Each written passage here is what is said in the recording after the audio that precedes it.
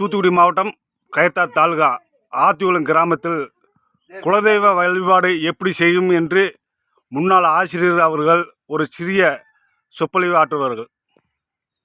ஆரம்பத்தில் நாங்கள்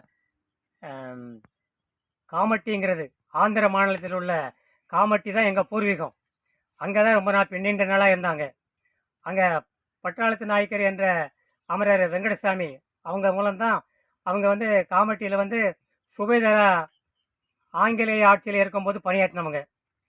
அவங்க கிட்டத்தட்ட 33 ஆண்டுகள் அந்த அரசு சேவையில் பணியாற்றி 38 வருஷம் பென்ஷன் அரசு பென்ஷன் வாங்கியிருக்காரு. 100 வயது வரையும் வாழ்ந்திருக்காரு. அவருடைய பூர்வீகம் ஆந்திராவில் உள்ள காமட்டிங்கிற இடம்.